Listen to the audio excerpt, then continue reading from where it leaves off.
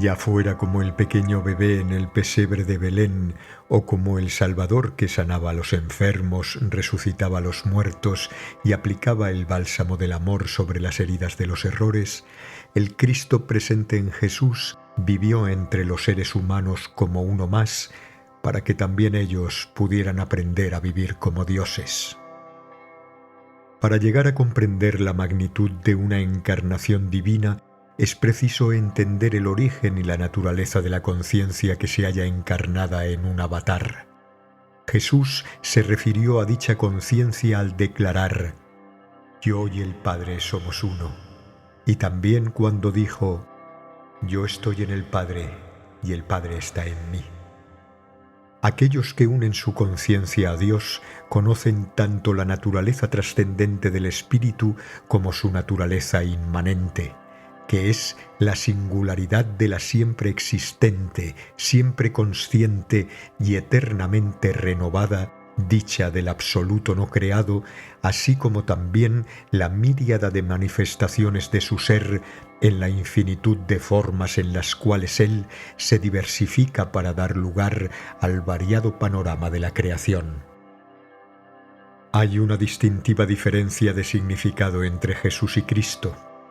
Jesús fue el nombre que recibió al nacer, en tanto que Cristo era su título honorífico. En el pequeño cuerpo humano llamado Jesús se produjo el nacimiento de la vasta conciencia crística, la omnisciente inteligencia de Dios que está presente en cada elemento y partícula de la creación. El universo no es el simple resultado de la unión azarosa de fuerzas vibratorias y partículas subatómicas, tal como sostienen los científicos materialistas, es decir, una combinación casual de sólidos, líquidos y gases que da origen a la Tierra, los océanos, la atmósfera y las plantas, todos ellos armoniosamente interrelacionados para proporcionar un hogar habitable a los seres humanos. Las fuerzas ciegas no pueden organizarse por sí solas para producir objetos inteligentemente estructurados. Así como se necesita de la inteligencia humana para verter agua en los pequeños compartimentos de un recipiente adecuado y luego congelarla con el fin de obtener cubitos de hielo, así también podemos reconocer las manifestaciones de una oculta inteligencia inmanente que opera en la fusión de las vibraciones para dar lugar a formas cada vez más evolucionadas en todo el universo. ¿Acaso podría haber algo más milagroso que la presencia evidente de una inteligencia divina en cada partícula de la creación? Podemos vislumbrar esa presencia en el modo en que un árbol enorme emerge de una diminuta semilla, en los incontables mundos que giran en el espacio infinito, sujetos a una elaborada danza cósmica mediante la regulación precisa de las fuerzas universales, en el modo en el que el cuerpo humano, tan maravillosamente complejo, se desarrolla a partir de una única célula microscópica, se haya dotado de una inteligencia consciente de sí misma y se sostiene por medio de un poder invisible que lo sana y le da vitalidad. En cada átomo de este asombroso universo, Dios obra milagros constantemente y, sin embargo, los hombres de mentalidad obtusa no saben valorarlos. Cristo es la infinita inteligencia de Dios que está presente en toda la creación. El Cristo infinito es el Hijo unigénito de Dios Padre, el único reflejo puro del Espíritu en el reino de lo creado. Esta inteligencia universal, Kutasha Chaitanya o conciencia de Krishna, según las escrituras hindúes, se manifestó plenamente en la encarnación de Jesús, Krishna y otros seres iluminados, y puede también manifestarse en tu propia conciencia. Trata de imaginarlo.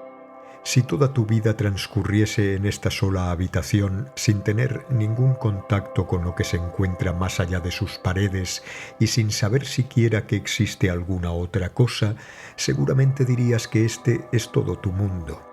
Sin embargo, si alguien te condujera al mundo exterior, descubrirías que las dimensiones de tu mundo son en realidad insignificantes. Lo mismo sucede con la percepción de la conciencia crística. El alcance de la conciencia mortal es en comparación como observar solo la superficie que ocupa un diminuto grano de mostaza y excluir el resto del cosmos.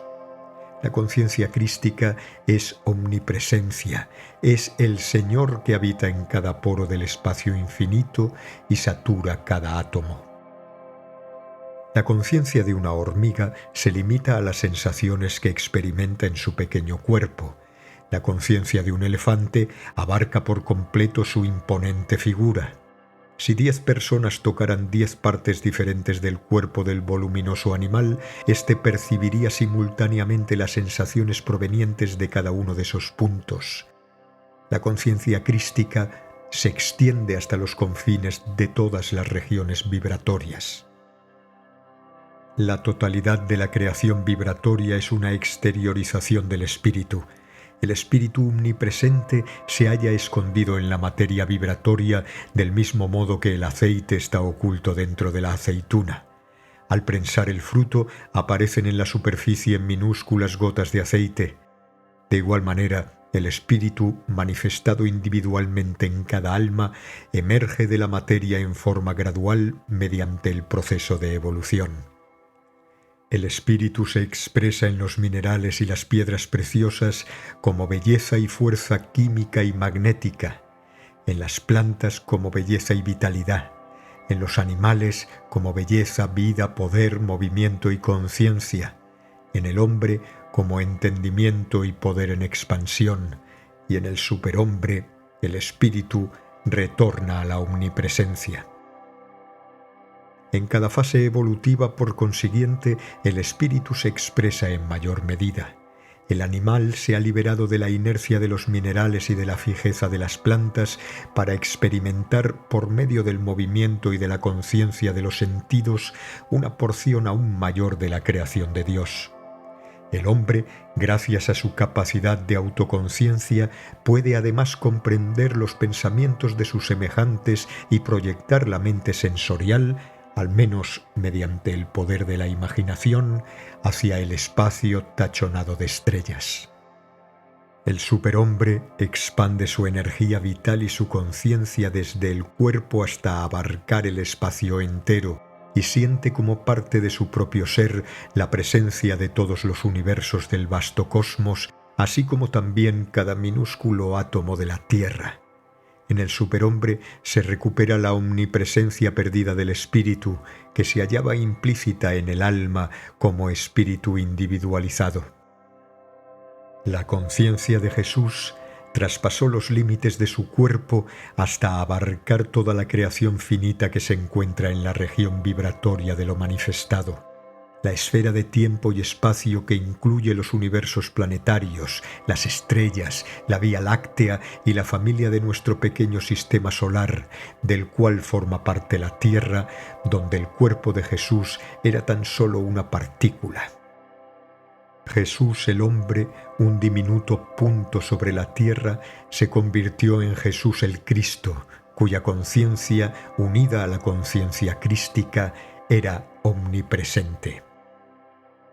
La tarea de Dios en la creación es hacer regresar a todos los seres a la unidad consciente con Él mismo mediante los dictados evolutivos de la inteligencia crística. Cuando el sufrimiento se extiende sobre la tierra, Dios responde al llamado del alma de sus devotos y envía a un Hijo Divino para que por medio de su ejemplar vida espiritual en la que se manifiesta plenamente la conciencia crística, pueda enseñar a los seres humanos a cooperar con la obra de salvación de Dios en sus propias vidas. Fue a esa conciencia infinita, saturada del amor y la dicha de Dios, a la que se refirió San Juan cuando dijo: «Pero a todos los que la recibieron», refiriéndose a la conciencia crística, les dio poder de hacerse hijos de Dios.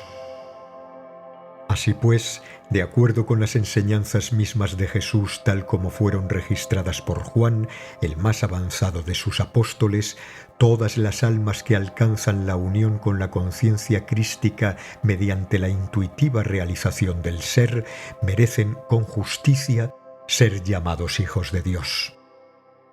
Recibir a Cristo no es un logro que se pueda conseguir por el simple hecho de pertenecer a una congregación religiosa o por medio del ritual externo de aceptar a Jesús como nuestro Salvador, pero sin llegar jamás a conocerle en verdad mediante el contacto con Él en la meditación. Conocer a Cristo significa cerrar los ojos, expandir la conciencia y hacer tan profunda nuestra concentración que a través de la luz interior de la intuición del alma participemos de la misma conciencia que Jesús poseía. San Juan y otros discípulos avanzados que realmente la recibieron percibían a Jesús como la conciencia crística que está presente en cada partícula del espacio. Un verdadero cristiano, un ser crístico, es aquel que libera su alma de la conciencia del cuerpo y la unifica con la inteligencia crística que satura la creación entera. Una copa pequeña no puede contener en su interior el océano. Del mismo modo, la copa de la conciencia humana, al hallarse limitada por la mediación física y mental de las percepciones materiales, no se encuentra en condiciones de captar la conciencia crística universal, por muy deseosa que esté de hacerlo.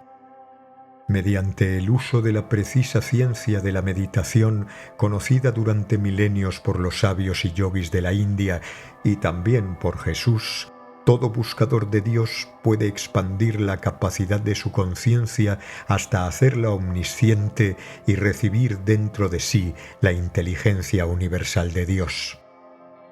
El divino poder de la realización crística es una experiencia interior que pueden recibir quienes sienten devoción pura por Dios y por su inmaculado reflejo como Cristo. El poder de las iglesias y templos se desvanecerá. La espiritualidad verdadera ha de surgir de los templos de las grandes almas que día y noche permanecen en el éxtasis de Dios. En la India he conocido almas así, cuya gloria sobrepasa la de todos los edificios religiosos juntos. Recuerda que Cristo busca los templos de las almas sinceras.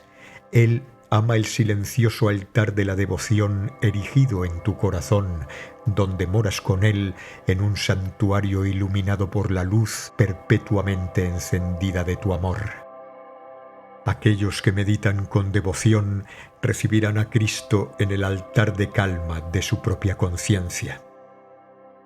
Al titular esta obra The Second Coming of Christ, la segunda venida de Cristo, no me refiero en forma literal al retorno de Jesús a la tierra. Jesús vino hace 2000 años y después de revelarnos un sendero universal hacia el reino de Dios, fue crucificado y resucitó.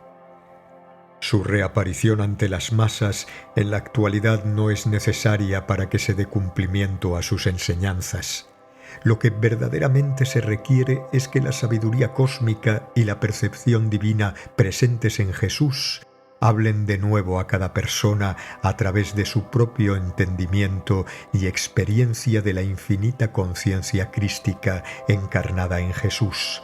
Esa será realmente su segunda venida. Los auténticos seguidores de Cristo son aquellos que, a través de la meditación y del éxtasis, aceptan en su propia conciencia la cósmica y omnipresente sabiduría de Jesucristo y su bienaventuranza. Los devotos que deseen ser verdaderos cristianos, seres crísticos, antes que meros miembros de la feligresía cristiana, deben conocer y sentir en todo momento y de manera real la presencia del Cristo omnipresente. Deben comulgar con Él en éxtasis y ser guiados por su infinita sabiduría. Estas enseñanzas han sido enviadas para explicar la verdad tal como Jesús quería que fuera conocida por el mundo. No tienen el propósito de iniciar un nuevo cristianismo, sino el de dar a conocer lo que Cristo realmente enseñó, es decir, cómo llegar a ser un Cristo, cómo hacer resucitar al Cristo eterno en el interior de nuestro propio ser.